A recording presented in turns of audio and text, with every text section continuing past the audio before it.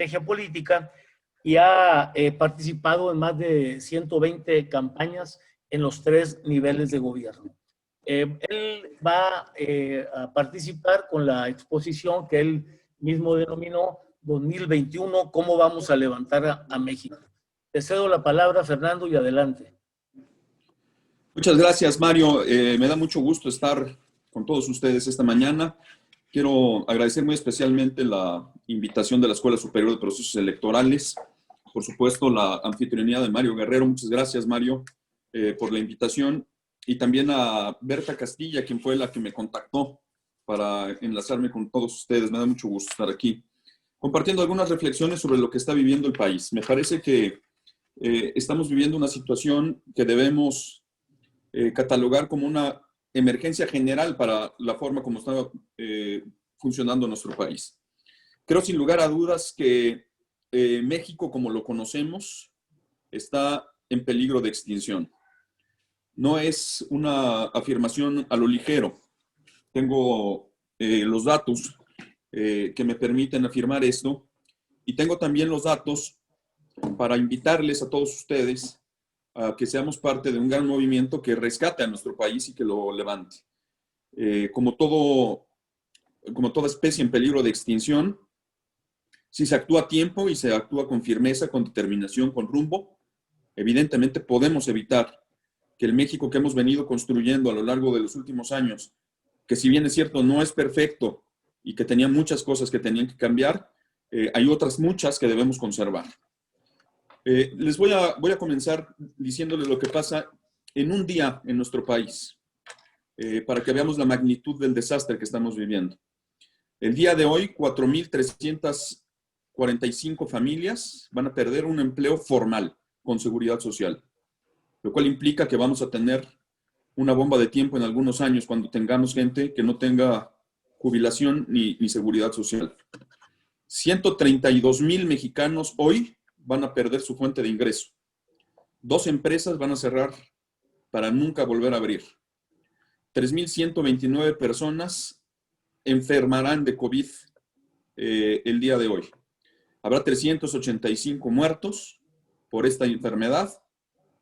99 mexicanos serán asesinados por el crimen organizado y 3 mujeres, por cuestión de género, morirán el día de hoy. En este día, Pemex va a perder 3,333 millones de pesos. Y la CFE va a perder 532 millones de pesos más. Todo esto tiene una connotación clara en la vida de las personas. Este año, según el Coneval, 12 millones de mexicanos van a acceder a la pobreza. Esto implica 2 cosas.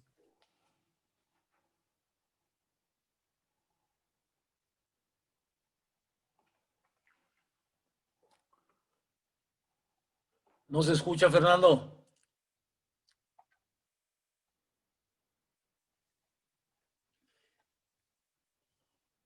Es el internet del expositor. Es que la clase media en México está desapareciendo a una velocidad inmensa, como nunca antes lo habíamos visto.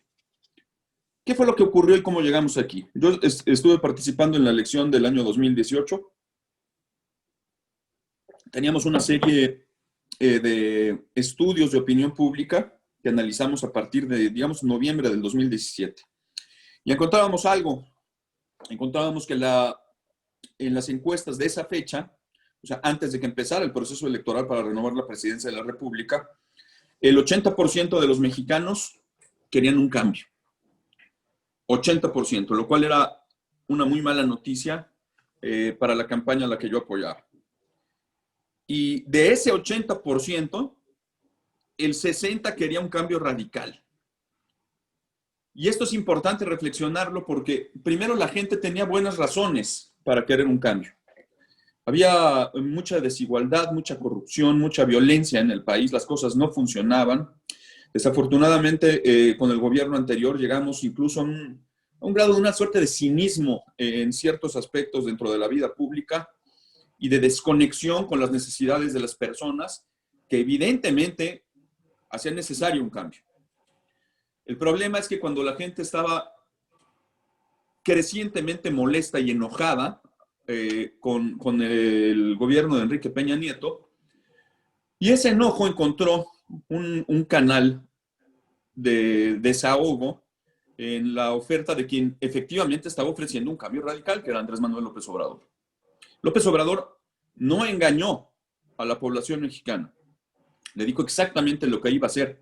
Dijo que iba a cancelar el aeropuerto, dijo que iba a cancelar las rondas petroleras, dijo que iba a cancelar la reforma educativa, y todo eso lo ha venido cumpliendo al pie de la letra. O sea, si de algo no lo podemos acusar, es que trató de sorprender a los mexicanos. Él dijo que esto iba a ocurrir. Y la gente también nos decía entonces que además que urgía un cambio radical, necesitaban una suerte de sacudida dentro del país, que es exactamente lo que está ocurriendo. Y también nos decían que había llegado el momento de darle la oportunidad a López Obrador, que se la había ganado y que era el momento de entrar a una nueva etapa en la vida del país. Esto es importante porque si no entendemos este estado de ánimo que privaba en el año 2018 y que las personas tenían buenas razones para querer cambio, no vamos a ganar en el 2021. Yo tengo la absoluta convicción que en el 2021 las oposiciones van a ganar y que si no lo logramos no va a haber 2022. ¿Qué fue lo que ocurrió en la jornada del 2018? En México hemos tenido la desafortunada idea de ir juntando elecciones, porque había un grupo yo diría de intelectuales en la Ciudad de México que decía que la democracia mexicana era muy cara y que cada año teníamos elecciones y que eso pues, era un gasto terrible. El riesgo de juntar todas las elecciones en elecciones concurrentes es que pasa lo que pasó, que cuando se tiene a un candidato que es muy atrevido, que tiene una buena conexión con los sentimientos particulares de la gente, como ocurrió en ese momento, por el nivel sociocultural que tiene nuestra población, no hay voto diferenciado. Y entonces, ese candidato potente, en este caso el que iba por la presidencia de la República, genera un efecto locomotora y se lleva todo. Yo conocí, por ejemplo, a una candidata de Baja California Sur que ganó su diputación y no estuvo un solo día en campaña. Es más, ni siquiera estaba en Baja California Sur. Estaba ya con ustedes en Monterrey. Y le hablaron la noche de la elección, dijo, ganaste. Y ni ella misma lo podía creer. Entonces eso hizo que hubiera una gran distorsión con respecto al voto y la conformación del poder público cambió radicalmente y se llevaron entonces no solamente la totalidad del Congreso Federal, sino que se llevaron otro de los cerrojos fundamentales para impedir la reforma constitucional, que es una mayoría de los congresos estatales. Y entonces nos quedamos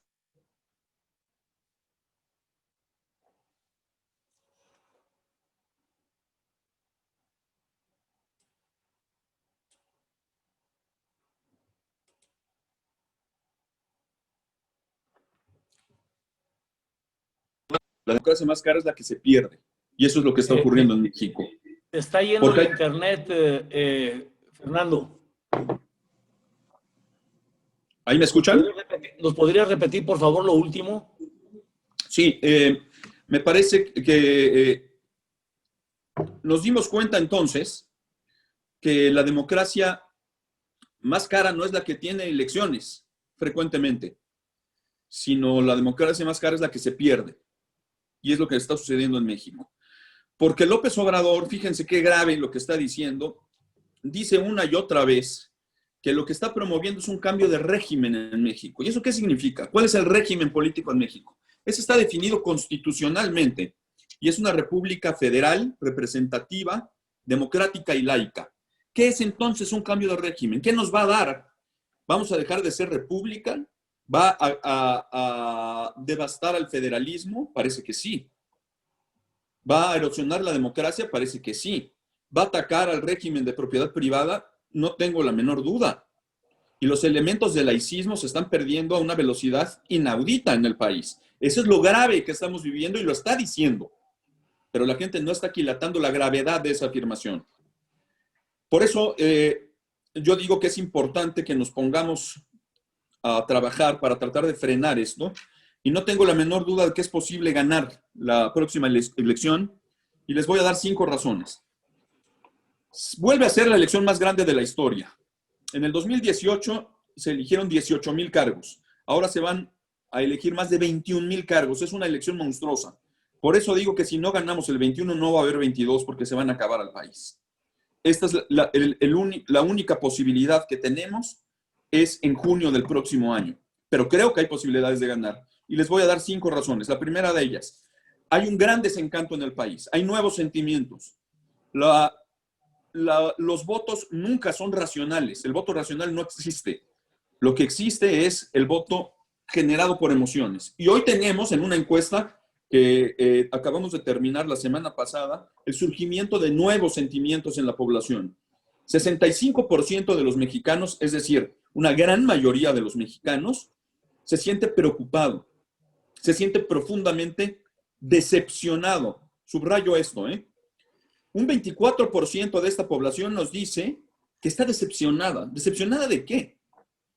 Significa que esos son los que votaron por López Obrador. Yo no estoy decepcionado de López Obrador. Yo no voté por él. Por tanto, para mí no es ninguna novedad lo que está pasando. Pero que 24% de la población diga está decepcionada, son los que están migrando hacia el lado de las oposiciones. Y algo que es gravísimo, que yo nunca había visto en mis 19 años de consultor político, es un sentimiento de profunda tristeza en el país. Y creo que tenemos todos buenas razones para estar.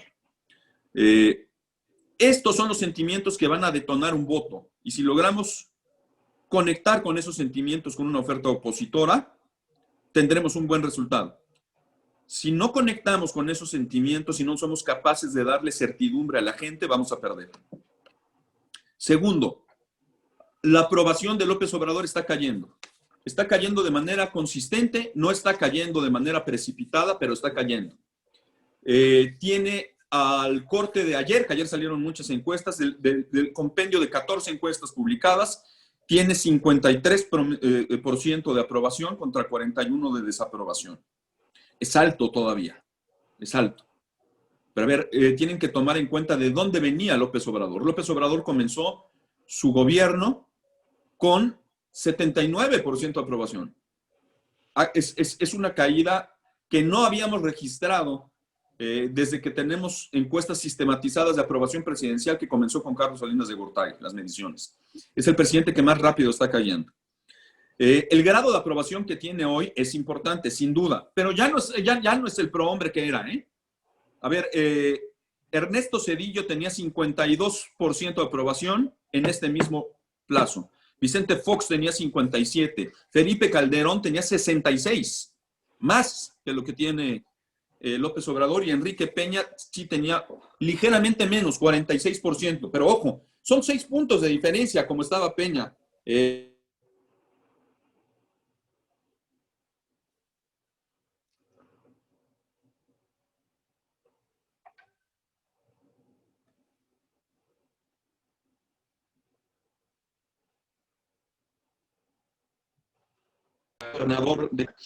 Y empezamos abajo la elección.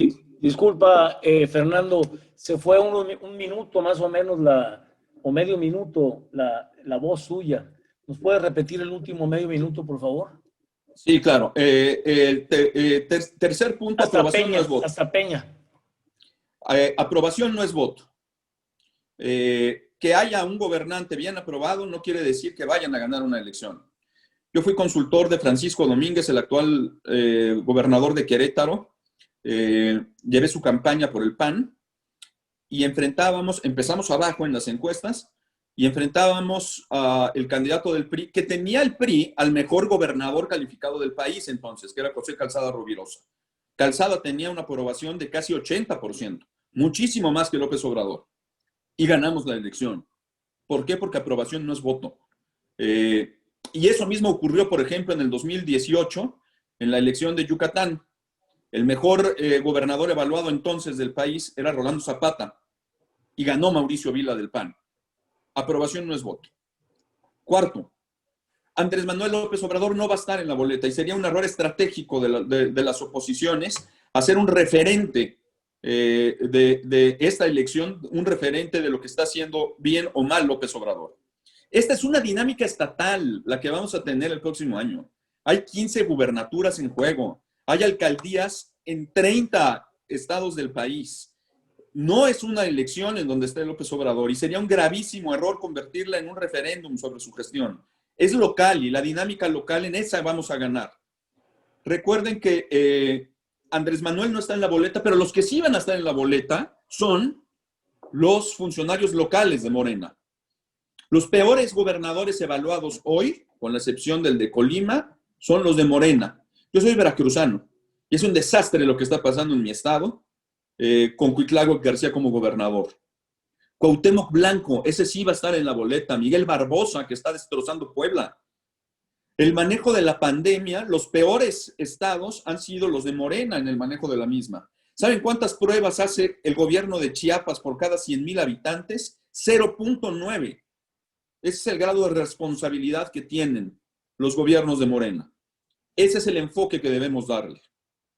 Cuarto, no tengo duda que vendrá un voto de castigo. ¿Saben qué ha hecho esta persona, este gobierno de Morena? Nos ha metido en el túnel del tiempo. Y les voy a decir con precisión qué significa esto. El nivel de empleo en México está al nivel de hace 3 años. Retrocedimos 3 años. Está en el 2017.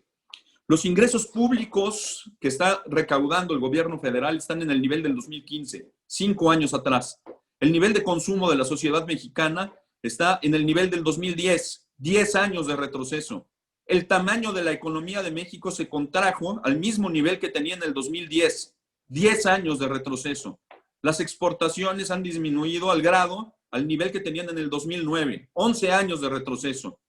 El tamaño de la industria de la construcción está en el 2007, 13 años. El PIB per cápita, lo que ingresa cada persona en México, está en el nivel de 1999, un retroceso de 21 años. La inversión fija del Estado mexicano está en el nivel de 1997, un retroceso de 23 años. La capacidad de refinación de México está en el mismo grado de producción de 1991. Las adquisiciones directas por parte del gobierno sin licitaciones, que son más del 70% de todas las compras del gobierno federal, están en el nivel en el que cuando se creó la ley de adquisiciones. La producción de Pemex se ubica en 1979, hace 51 años. Y la caída que estamos viendo este año de la economía no tiene antecedentes sino hasta 1932. Por cierto, la violencia que vivimos día a día los mexicanos es la más alta de la historia del país, incluida la revolución. Porque el 1,000,000 de muertos que se registran durante el periodo de la Revolución Mexicana incluyen a los muertos de una pandemia que era de la gripe española. Y casi el 80% de los mexicanos muertos en la revolución fue por esa causa. Eso es el nivel de devastación que estamos viviendo. ¿Vendrá un voto de castigo? Por supuesto que sí. Pero quiero subrayar que este túnel del tiempo se ha dado solamente en 2 años. Si esperamos a que sean 6, no vamos a tener país.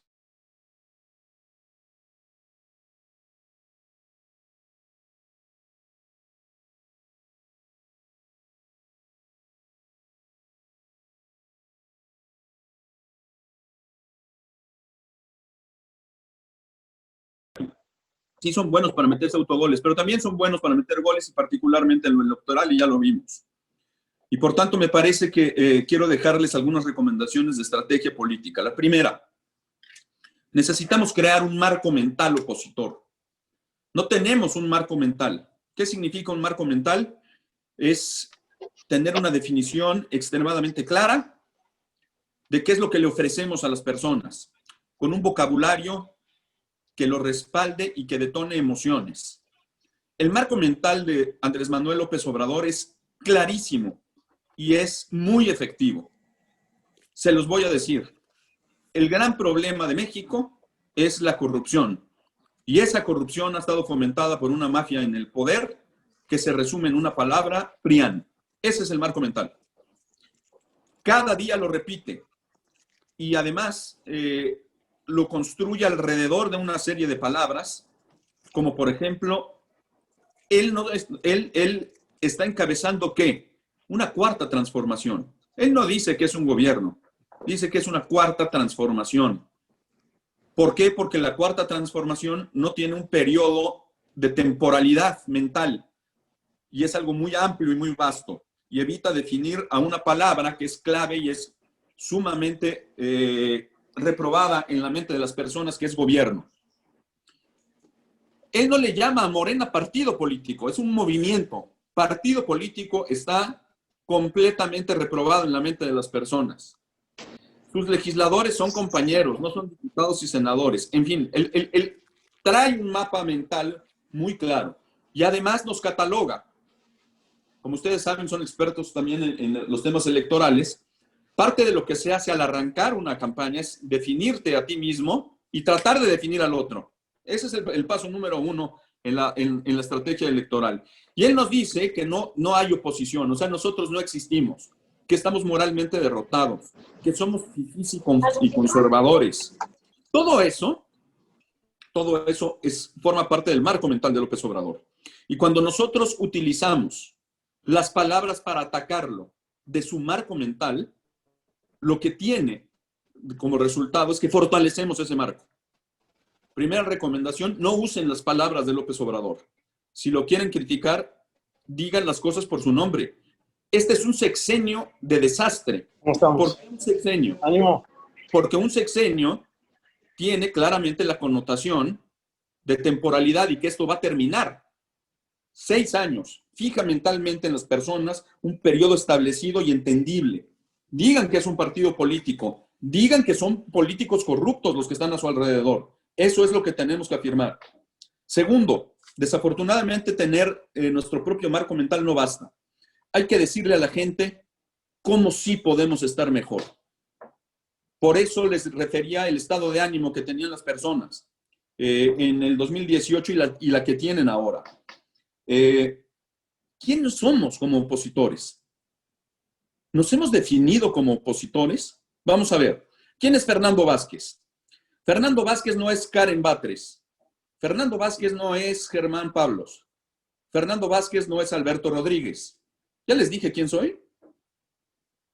Les dije quién no soy y eso no es una definición. Y eso es lo que está ocurriendo con la oposición en México. ¿Qué le vamos a ofrecer a la gente para volver a recuperar la esperanza y el anhelo de tener una vida digna? Eso es lo que tenemos que decirle a la gente con claridad.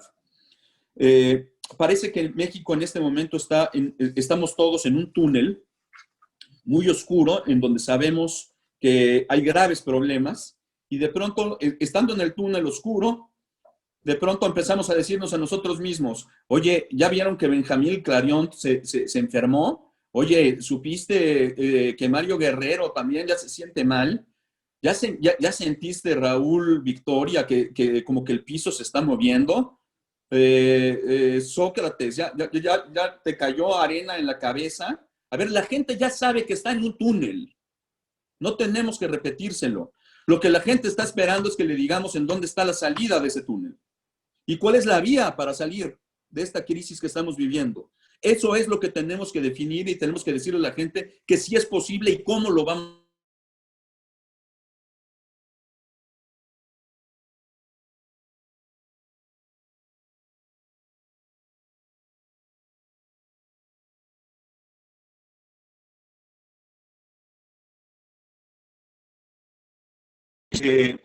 recordar que tenemos que enfocarnos en las debilidades que tiene la marca de nuestro contrincante. El peso completo de Morena se llama Andrés Manuel López Obrador. Si nosotros nos enfocamos y tratamos de ganar la elección criticando a López Obrador, vamos a cometer un error. Hay que irnos a la parte más débil, y la parte más débil son sus gobiernos locales. Vean ustedes lo que ha pasado, por ejemplo, con Puebla en 2 años. No pongo el caso de Veracruz porque ya Veracruz era un desastre antes. Pero Puebla iba razonablemente bien. Y lo han acabado en 2 años. Tengan mucho cuidado. En Nuevo León es competitivo Morena, ¿eh? Nuevo León es un voto que está en este momento partido en 4. Sería un desastre que el próximo año perdiéramos, obviamente, la Cámara de Diputados, pero sería un desastre que perdiéramos Nuevo León o que perdiéramos Querétaro. A ver, son los ejemplos de la competitividad, del empleo, de la inversión, que sería un mensaje desastroso si lo hiciéramos. Hay que poner mucha atención en la definición de candidatos a alcaldes y a gobernadores. La mayoría de los analistas ponen atención en la composición y la intención de voto para la Cámara de Diputados, y es muy importante. Pero ¿saben qué? A la gente no le importan los diputados federales. A la gente lo que más le importa son sus alcaldes. Y eso es una buena noticia porque incrementa la participación electoral y vamos a necesitar una participación muy alta. Los candidatos a alcaldes son clave y los de gobernador también. Dentro de ese sándwich en medio, si tenemos buenos candidatos a diputados federales, solitos van a salir. No hay que perder de vista la dinámica local de la elección. Y tenemos que tener el empuje para fijar la agenda. ¿Quién gana una elección? Gana una elección el que fija la agenda del discurso público. Y hoy ya estamos viendo en México la confrontación de dos narrativas. La nuestra, que tiene que ser cómo vamos a generar empleo y cómo vamos a rescatar la economía de millones de familias mexicanas y no cómo vamos a proteger la salud de esas familias, y la de él, que es, voy a acabar con la corrupción. Por eso no sale de eso. Y si nosotros cometemos el error de morder el anzuelo y ponernos a discutir sobre los temas de la corrupción, vamos a perder la elección. Tenemos que mantenernos en una estrategia ganadora y fijar la agenda sobre los temas que le duelen a López Obrador, que es la devastación económica del país. La economía va a ser el detonador del voto. Y tenemos, por supuesto, que organizarnos. Yo he tenido la fortuna de dar, en realidad, decenas de conferencias en las últimas semanas y veo una efervescencia en la sociedad enorme, como no había visto nunca. Pero no saben cómo organizarse. Hay que ayudarlos a organizarse. Tenemos que encontrar causas. Las personas, particularmente los jóvenes de 33 para abajo, ya no militan en partidos, militan en causas y hay que ofrecerles causas a esas personas para que se sumen y se conviertan en activistas. La causa es más importante y más duradera que una marca partidaria. Y tenemos que hacer agrupamientos. A ver, no hay esfuerzo pequeño. No hay esfuerzo pequeño, hay que decírselo a la gente. Tenemos que usar círculos concéntricos de activismo de el núcleo más cercano a nosotros, que es nuestra familia, a los amigos, a los trabajadores, los que lo tenemos, a clubes, organizaciones. Si cada uno de ustedes mañana nos trae a la causa opositora 2 votos, estamos 2 veces mejor de lo que estuvimos hoy. Pero tenemos que empezar ya, porque si no nos organizamos, vamos a tener un gran mar de descontento sin cauce. Y esto implica también que estos agrupamientos tienen que estar ordenados. ¿Ordenados en qué? En interacción, en grupos. Y es muy sencillo hacerlo ahora. Todos tenemos a la mano la mejor herramienta para generar interacción y crear grupos. ¿Qué es esto? Un teléfono. Las redes de WhatsApp son, en este momento, los más importantes difusores de información y de credibilidad con los que se informa la sociedad mexicana.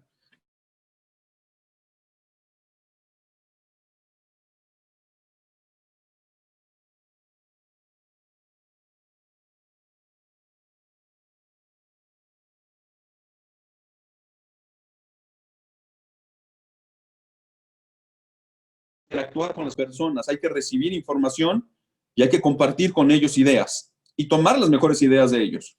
Y por favor, yo creo que todos tienen la oportunidad de tener redes sociales. La red social importa. No me gusta que se quede el mexicano en el activismo de Twitter. Hay que hacer cosas adicionales, pero ayudan. Si pueden ustedes participar en medios de comunicación, participen. Si están en organismos de la sociedad civil, actúen. Si pertenecen a cámaras y organismos empresariales, métanse y hablen. Hay que generar una conciencia en el país. Tendremos que hacer, sexto, un esfuerzo por pactar. Decía von Bismarck que el que no quisiera saber que nadie quiere saber cómo se hacen las salchichas ni los acuerdos legislativos. Y en lo cual tiene toda la razón, así es la política. ¿Y saben qué? Solos no podemos ganar. Tenemos que recurrir a los partidos políticos. Los partidos políticos solos tampoco pueden ganar. Nos necesitamos mutuamente. ¿Es lo mejor que podemos tener? ¿El PRI, el PAN, Movimiento Ciudadano? No, seguramente no es lo mejor que podemos tener, pero es lo que hay. Son los que tienen las estructuras, son los que tienen los registros, tienen el financiamiento público. Ustedes ya tuvieron la experiencia de un candidato, de un gobernador independiente, entre comillas. Eso no se va a volver a dar en el país. Tenemos que hacer una gran alianza con los partidos y tenemos que ir tejiendo alianzas legales o de hecho, elección por elección, y ver en dónde está la fuerza con base en el comportamiento electoral, incluso de secciones electorales. Ya después en las preguntas podré aumentar un poco al respecto. Urge que tengamos generosidad. Ya les decía yo que alrededor de 20 millones de mexicanos han abandonado la aprobación de López Obrador y la intención de voto. Y nosotros me parece que nos la pasamos, cada uno que se va, nos la pasamos criticándolo.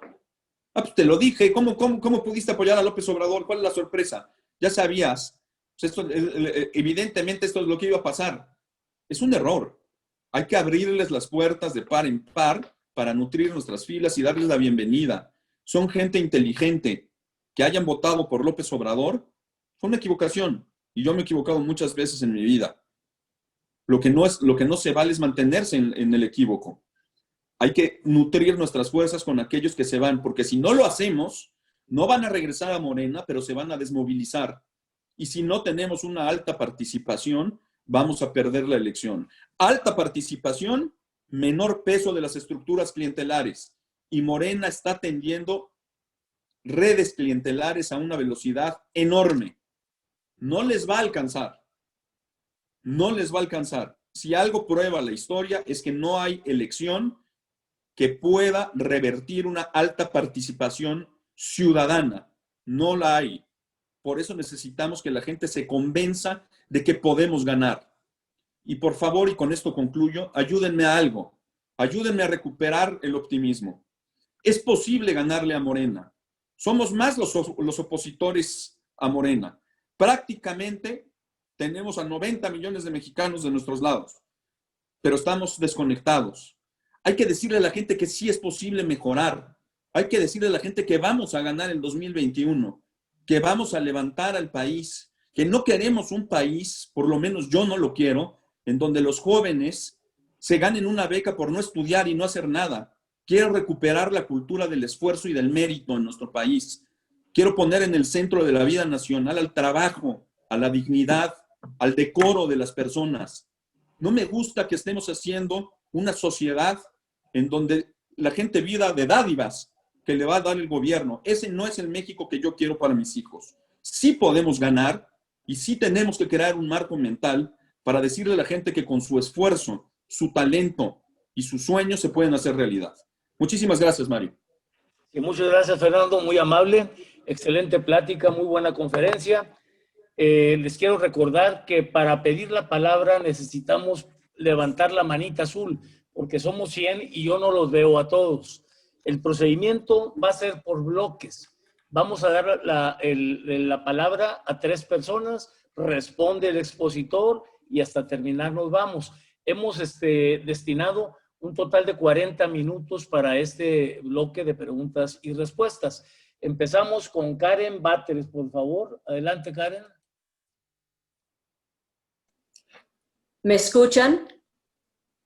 Sí. ¿Me oyen? Oh, ok. Sí. Hablando del túnel, parece que hay una especie de salida falsa, porque recientemente 2 o 3 personas que alegan conocer a López Obrador personalmente o que han estado con él con cierta frecuencia, han estado hablando de su mala salud, por un lado, y alegan que realmente está muy mal de salud, y por otra parte, estas mismas personas alegan que piensan que va a renunciar si realmente las condiciones del país se hunden aún más. ¿Qué opina el licenciado acerca de este tipo de chisme? Porque me parece que es una salida falsa. Adelante. Ahora, por favor, sigue Nora Livas. Adelante, Nora, por favor.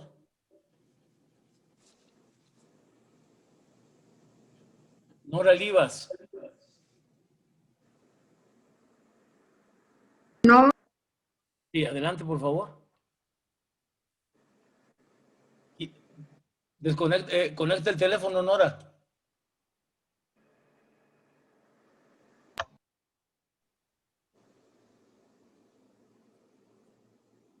Haz algo ahí, no entra tú. ¿ya? ¿Sí? Adelante. Ok. Gracias. Buen día a todos. Me queda muy claro el nuevo marco mental que tenemos que estar utilizando, de ya no hablar de la 4T, sino decir el gobierno de López, el partido de López.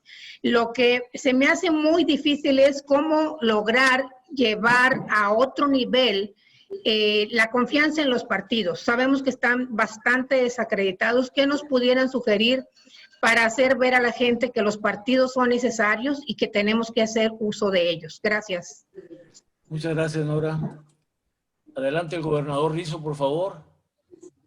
¿Se escucha? ¿Qué tal? Sí, adelante. Pues muy interesante lo que se ha planteado. Particularmente yo retomo, y con base en eso hago mi pregunta, cuando habla de que México es un peligro en extinción y particularmente las clases medias están en peligro de desaparecer. Y aquí el planteamiento es, y pensando mucho en lo que hablas de la estrategia, de cuál es el marco mental, hay todo un sector que es mayoritario, estoy hablando de los sectores informales, que no son clase media propiamente, son sectores populares y para los cuales se creó una ley de economía social y solidaria basada en la reforma que se hizo a la Constitución, cuando se reconoció que además del sector público y sector privado, hay un sector social. Creo que eso, yo lo he insistido mucho con la gente que está relacionada con la economía, con Andrés Manuel, pero no le toman importancia, quizás porque fue algo elaborado con gobiernos PRI, gobiernos PAN.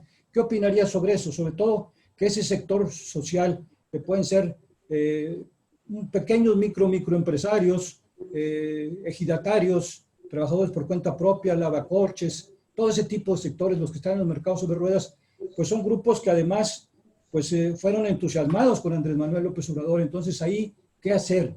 Ahí, ¿cómo trabajar esta estrategia y táctica que de manera tan inteligente estás proponiendo tú, Fernando? Muchas gracias. Sí, adelante, Fernando, respondiendo a este bloque, por favor. Karen, sí, yo tengo la convicción de que López Obrador no tiene la menor intención de renunciar, por el contrario, le veo todo el interés de quedarse todo el tiempo que pueda. Aquí tendríamos, en dado caso de que esto suceda, yo creo que vamos a ver dos cuestiones importantes. Vamos a ver una radicalización de lo que está, de la forma como está gobernando, lejos de moderarse. En los próximos meses vamos a ver cada vez cuestiones más radicales y más radicales por parte de él y por parte de su partido. En segundo lugar, creo que va a empezar a desacreditar al Instituto Nacional Electoral, porque no va a aceptar el resultado electoral, que es lo que siempre ha hecho durante toda su vida. Como decimos en México, chango viejo no aprende maroma nueva. A ver, siempre ha sido así López Obrador y no tiene por qué cambiarlo. Ya lo estamos viendo, ¿eh? Como le dieron, como el Tribunal Electoral le dio al INE la instrucción de definir la nueva dirección de Morena, bajo una encuesta ya empezaron y sobre eso van a ir. ¿Por qué? Porque ellos utilizan la máxima de José Stalin. Stalin decía, no importa por quién voten las personas, importa quién vote quién cuente los votos. Ellos quieren apoderarse de eso. En todo caso, si hubiera una renuncia, aquí estamos ya en un tema constitucional, tendría que haber en este momento una nueva elección, que me parece que metería al país en una dinámica muy problemática de gobernabilidad. Y si fuera después del segundo año, constitucionalmente tendría el Congreso que elegir a un sustituto. En cualquiera de los casos me parece que sería extremadamente peligroso. Yo creo que hay que enfocarnos en el tema de la elección y cómo ganarla. Nora, totalmente de acuerdo. Yo creo que no tenemos que vender a favor de los partidos, tenemos que vender a favor de la sociedad civil, lo que nosotros podemos hacer. Y después intentar conducir, vamos a requerir una gran inteligencia y una gran conectividad entre los diversos grupos sociales, que la estamos empezando a construir, esa es una buena noticia, y tendremos en su momento que enfrentar una campaña para llevar al voto útil a las personas. O sea, independientemente, yo creo que hay que ser muy pragmático. Aquí el partido que pueda ganarle a Morena y el candidato que pueda ganarle a Morena, sobre ese hay que apoyarlo. Y me parece que hay buenas posibilidades de hacerlo. Miren, ustedes en Nuevo León son una excepción. La única excepción, de hecho, en el país en este momento de las 15 gubernaturas que vienen. México se está convirtiendo paulatinamente en una suerte de bipartidismo de 3. Ahorita me explico. En todas las elecciones juega Morena, fuerte, en todas. Y compite contra otro, sea PRI o sea PAN. De pronto Movimiento Ciudadano se mete en algunos, pero la generalidad es ese, es Morena contra alguien. Eso nos permite cierta flexibilidad para no tener que estar enfrentando la dispersión del voto opositor. Insisto, el experimento más interesante va a ser en Nuevo León, porque ahí sí tenemos 4 grandes bloques de voto. Hay que ver qué ocurre. El riesgo es que dentro de esos 4 se nos vaya a colar Morena, ¿eh? Ese sería un desastre nacional. Pero, insisto, yo creo que no hay que trabajar, hay que abrir las puertas, hay que trabajar con los partidos. Ellos son los que tienen estos mecanismos, pero nosotros podemos agregarles un gran valor a los partidos y créanme, los partidos políticos lo saben. Están buscando este tipo de sinergias y habrá que presionarlos en temas de negociaciones para candidaturas. Estoy totalmente de acuerdo, Sócrates. Fíjate, te doy un dato. Justamente los informales y los maestros, el magisterio, son los 2 bloques fuertes de aprobación de López Obrador, los más duros que hay. El que se ha ido desmoronando en los últimos meses es el de los informales, porque no le ha alcanzado el dinero a López Obrador para apoyarlos. Recuerden la cifra devastadora de destrucción de empleo que hay, que puede ser empleo informal. De hecho, la mayoría es empleo informal. Empleos formales se han perdido alrededor de 1 millón. Empleos informales, que era lo que yo les decía al principio, de la gente que ha perdido su ingreso, son 19 millones. Es una catástrofe. Entonces, no hay recurso público con el cual se pueda tocar. Y ahí hay un gran desencanto que hay que atacar y hay que decirles. Por eso creo que es muy importante seguir insistiendo que a la gente merece tener apoyos. Ese desdén que dijo López Obrador, las empresas que vayan a quebrar, que quiebren, no se refería, él a lo mejor en su mente se refería a FEMSA, pero la verdad es que la mayoría de las empresas en México son son pequeños negocios familiares, sean formales o no, y esos son a los que están dejando caer y los están llevando a la quiebra, y ahí podemos tener un mensaje extremadamente poderoso de activismo social. Gracias. Bueno, enseguida, por favor, la pregunta de Jesús Gustavo. Sí, muchas gracias por la plática. Tenía 2 preguntas. Una, mencionas que el tema de la economía va a ser fundamental para ganar las elecciones intermedias. Me llama la atención que la economía, como bien dices, lleva 2 años en contracción, recesión, el desempleo está aumentando, la inversión fija bruta está por los suelos y aún así el nivel de aprobación de AMLO es alto. Entonces no me queda tan claro que la gente está percibiendo el tema económico como lo más importante. Y segundo, supongamos que Morena gana las elecciones 2021 y gana la presidencia 2024. ¿Crees que pueda surgir un proceso de balcanización de México? Gracias. El primero es muy interesante lo que mencionas. Sí va a ser un motor de voto, sí va a perdurar. A ver, les recuerdo las últimas proyecciones que dio The Economist y que dio Jonathan Heath, que es el subgobernador del Banco de México. La economía mexicana en el escenario optimista se va a recuperar al nivel que tenía en el 2018, en el año 2025. Subrayo, en el escenario optimista. La gente está sufriendo y está padeciendo fuerte el tema de la destrucción de su bienestar. ¿Sigue teniendo aprobación? Sí, ya les dije, 53%. Pero si hoy fuera la elección a la Cámara de Diputados, Morena ganaría con 18% y el PAN tendría 12% y el PRI 10%. Los demás están indecisos ahora. Entonces, que haya aprobación no implica que vayan a ganar la elección. Lo que tenemos que hacer es decirle estos números a la gente, porque son muy reveladores. La elección no es hoy. Si el PAN está a solo 6 puntos de Morena, está muy cerca. Y nos quedan todavía 10 meses largos, serán penosos, pero para nuestra fortuna la coyuntura nos ayuda. Recuerda, Jesús, lo que les comentaba, Calderón tenía 64% de aprobación y perdió su elección intermedia. ¿Por qué? Porque le tocó una recesión. No hay político en el mundo, no en México, en el mundo, que logre sobreponerse a una recesión de la magnitud que estamos viendo. Un breve comentario sobre el tema de la aprobación. La aprobación de López Obrador, fíjense, es personal. O sea, la gente sigue, estamos sin duda ante la presencia de un líder social muy importante en México. La gente le cree a él como su persona. Por eso lo aprueban aún con estos resultados. Porque cuando ven, si ustedes analizan el resto de las encuestas, no hay un solo rubro de gobierno que la gente apruebe.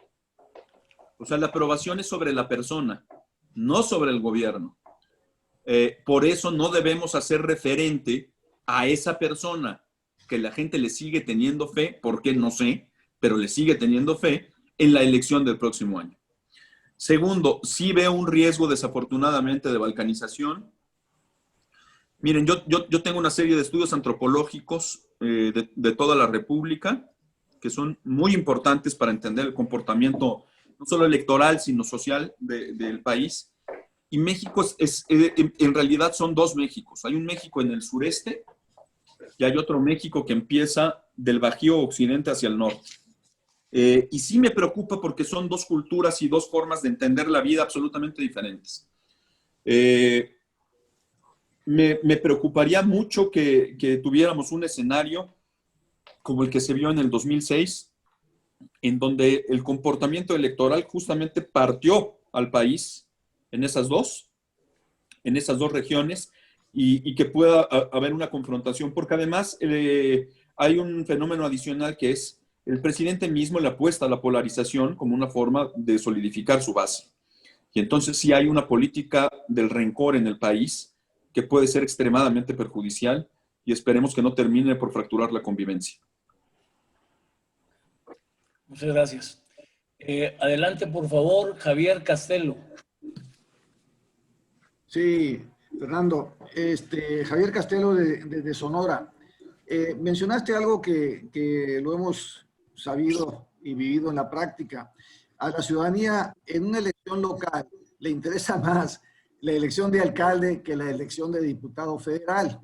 Pero hay algo que pudieras tú sugerir, que pudiéramos insistir con la ciudadanía si uno de los objetivos principales es lograr la mayoría en la Cámara de Diputados, o sea, cómo que no sea que los votos del diputado federal le lleguen porque lo jaló el candidato a alcalde o el candidato a gobernador. ¿Habría algo particular que tú sugieras que podamos argumentar o decir sobre los diputados federales de Morena?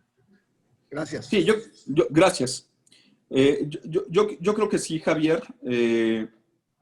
Hay muchas cosas que la gente está reprobando de lo que han hecho los diputados federales de Morena. Por ejemplo, tengo una encuesta reciente en donde la mayoría de las personas, les hablo de memoria, pero casi el 60% dicen los diputados de Morena han estado trabajando para Morena. No han estado sirviendo los intereses de la gente. El hecho de no haber querido, por ejemplo, apoyar a las familias que perdieron su empleo, sea con un seguro o con un ingreso, es algo que les va a ser costoso. Al final de cuentas, me parece, Javier, que la gente en México está aprendiendo a utilizar el voto como una herramienta de cambio. Eso lo hemos visto. A ver, no olvidemos que llevamos 3 alternancias desde el 2000. Es verdaderamente notable. La cultura del voto, entre más al norte está, digamos, del Bajío hacia el norte, se vuelve mucho más participativa y con un sentido más cívico. Quizá con la excepción de Baja California Sur y particularmente de Los Cabos. Sí es necesario darle a entender a las personas la importancia que tiene, pero yo creo que, insisto, el tema de los buenos candidatos a alcaldes y los buenos candidatos a gobernadores es fundamental. Al final del día, supongamos, vamos a poner un escenario al revés, logramos quitarle una mayoría en la Cámara de Diputados, pero perdemos las 15 gubernaturas, sería un desastre igual. O sea, yo creo que hay que irnos a refugiar sobre las dinámicas locales y ahí tratar de sacar a los diputados federales. Y con los diputados federales se pueden dar creo que se van a dar una serie de situaciones bien interesantes de alianzas de partidos. En breve lo sabremos.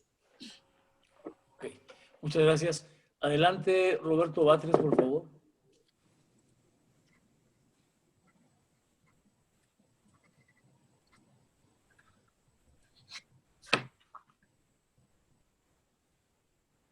Un segundo, no se escucha. A ver,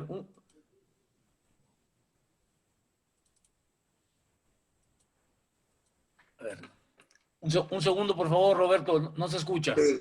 Es que estás... Sí. ¿Ya? Ya se activó, creo. Adelante. Estupenda la conferencia. No es la primera vez que te escucho. Son estupendas tus conferencias.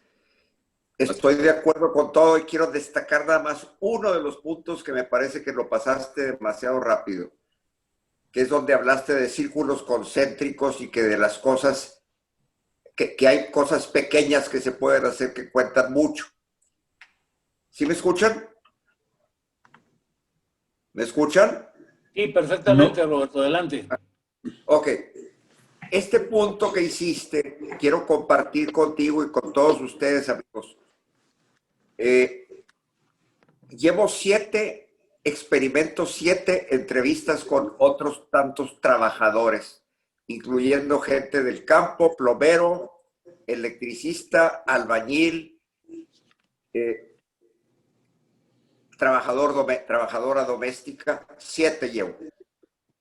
Y en los 7 les he preguntado, usando una muy antigua técnica de venta que se conoce como convencimiento por medio de preguntas.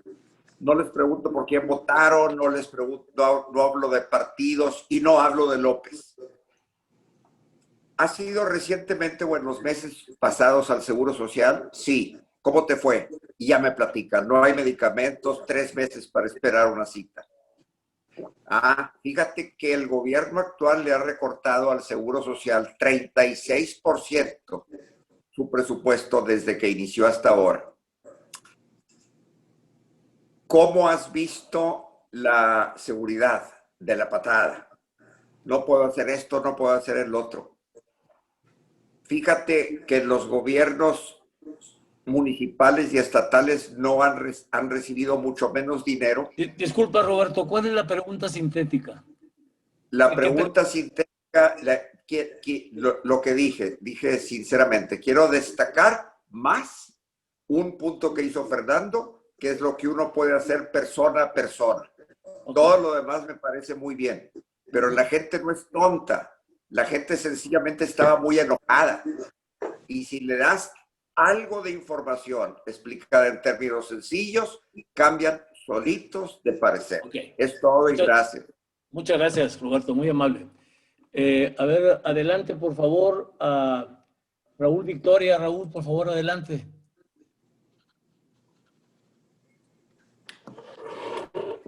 Adelante, Raúl. A ver, no, no se escucha, un segundo, no sé. ¿No tendrás tú bloqueado el sonido, Raúl? No se me hace que... ¿Ya? Sí. ¿Ya me Adelante. escuchan? Sí, ya, adelante. Fernando, te quiero hacer este comentario. Dentro de tu muy interesante intervención, no escuché que mencionaras algo que ha sido recurrente en el caso de López Obrador, que son las mentiras que dice todos los días y que se calculan en más de 20,000 las que ha dicho, a lo largo nada más de lo que ha sido su gobierno. Y digo esto porque yo siento que una de las estrategias también que podría ser muy interesante considerar es ponerlo en el espejo. Y menciono un ejemplo y hago una pregunta. Un ejemplo muy concreto. Yo siento que esto que está manejando Loret de Mola recurrentemente en su programa, de enfrentarlo precisamente con su propia realidad, con los dichos que ha hecho, que ha expresado el mismo López Obrador, creo que es algo que resulta o puede resultar de mucha utilidad.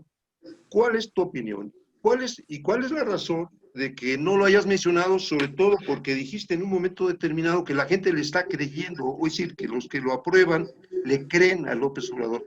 ¿No sientes que hay una dicotomía en esto de la mentira y la credibilidad? ¿Y cómo se puede, en todo caso, resolver esta dicotomía? Gracias, Raúl. Te agradezco mucho los comentarios. Es muy oportuno. Mira, sí, efectivamente, yo creo que se tiene que seguir con esa vertiente, pero no creo que tenga que ser el tronco de una estrategia. Déjame darte alguna experiencia. El otro gran mentiroso mundial es Donald Trump. Hizo su campaña basado prácticamente en mentiras. Hillary Clinton tenía un staff enorme de personas y de investigadores, de instituciones, enfocadas solo a estar informándole a la gente de las mentiras de Donald Trump. Y al final perdió. ¿Por qué? Porque es una parte necesaria, pero no suficiente. El riesgo que se corre es que suceda lo que sucedió a Hillary Clinton, que es que terminas hablando todo el tiempo de él. Por eso necesitamos sí subrayar, pero tenemos que tener una salida clara, un rumbo claro. No basta tratar de convencer a las personas de que nos está mintiendo como lo está haciendo, sino subrayando los efectos nocivos de la realidad. Y tenemos que tener nosotros nuestro propio marco mental y decirle a la gente, esta es la ruta para cambiar. Por eso no hice la mención. Es muy difícil y muy costoso, desafortunadamente, que una persona, un militante convencido, cambie de opinión con base en argumentos. Necesitamos ir más hacia un tema de propuestas y de historias emocionales. Muchas gracias. Raúl Monter, vicerrector de la Escuela Superior de Procesos Electorales. Adelante, por favor. Gracias, Mario. Fernando, mucho gusto. Mira, tuve la oportunidad de ver tu presentación cuando estuviste en Coparmex, hace que ya fue como un mes o mes y medio aproximadamente. Y debo decirte que yo también estoy participando en una organización de la sociedad que se llama Por México, y es un colectivo que hemos venido creando y construyendo con la participación al día de hoy con 103 ONGs de toda la República. Y nuestro objetivo es el mismo, o sea, es que ganar la mayoría en la Cámara de Diputados para el 2021 y acabar con la hegemonía partido-gobierno. ¿Qué opinas tú de que una institución empresarial, como es el caso de Coparmex, participe en este movimiento y se mezcle junto con la sociedad, con la ciudadanía? ¿Tú crees que sea una buena presentación ante la sociedad? ¿O cuál es tu opinión? Gracias. Gracias, Raúl. Te agradezco mucho. Yo creo que sí, a mí me gusta la idea de ir teniendo energía agregada con todos estos colectivos. El hecho de que Coparmex tiene una gran organización nacional y eso nos permite, y además tiene un programa de identificación de talentos, de liderazgos, que puede ser muy útil. Entonces nos ayuda a articular, porque el riesgo que tenemos es que hay tantos colectivos que de pronto podemos empezar a centrifugar todo lo que tenemos como energía opositora. Por lo pronto, Coparmex nos ayuda a vertebrar a nivel nacional de entrada gran parte de todos estos esfuerzos. Y segundo, estamos trabajando un grupo de consultores en eso. Yo creo que hay que tener un membrete paraguas para todos esos colectivos. Llamémosle como quieran, digamos por decir algo, Colectivo México. Que todos los que estemos haciendo este esfuerzo puedan tener esa gran marca común sin perder su identidad particular. Eso le va a dar a las personas la posibilidad de irse sumando de manera más fácil y de tener una etiqueta común y un propósito, que el propósito ya lo tenemos genérico, pero ese es el esfuerzo que tenemos que hacer idealmente de aquí a enero para después ponernos ya en la dinámica de estar haciendo un activismo ya más enfocado en el electoral. Esas serían mis reflexiones. Ok. Bueno, pues muchas gracias, Fernando. Ya aparentemente ya no hay ninguna duda, ya no hay preguntas. Yo quisiera pedirle al gobernador Rizo, Sócrates Rizo, quien es conferencista, quien es catedrático y cofundador de la Escuela Superior de Procesos Electorales, que por favor despida esta reunión. Adelante, Sócrates, por favor. Pues primeramente felicitar a nuestro rector, a Mario Guerrero, el rector de la Escuela Superior de Procesos Electorales, que los temas son precisamente los que se tocaron hoy. Creo que va a ser muy importante el mensaje y los conceptos que manejó Fernando Vázquez Rigada. Yo quiero felicitarte, Fernando, la verdad fue excelente la exposición, el contenido, la forma sencilla en que lo explicaste. Sobre todo, yo creo que el que hables de la estrategia y de la táctica y que nos hables precisamente de lo que tú decías, precisamente del cambio de mentalidad.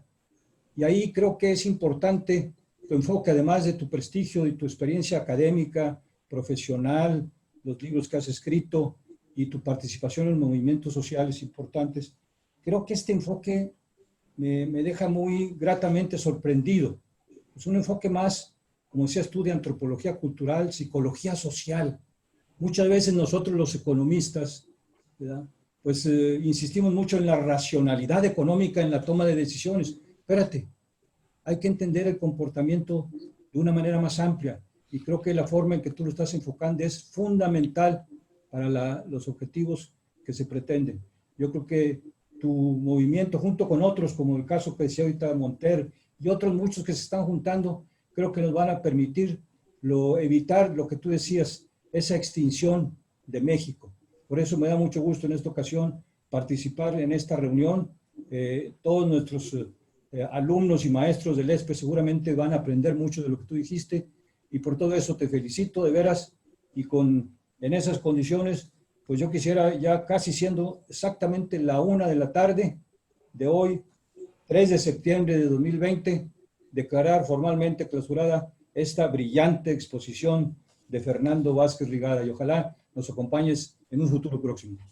Muchas gracias, gobernador. Muchas gracias, Fernando, y muchas gracias a todos ustedes. Próximamente les informaré acerca de la próxima conferencia. Muchas gracias al gobernador Clarión, que aquí lo estoy viendo, y obviamente a mi compadre Polo Espinosa, que también está por aquí. Muchas gracias. Un abrazo y hasta luego. Muchas gracias a todos. Gracias, Mario. Al contrario, hablamos, Fernando.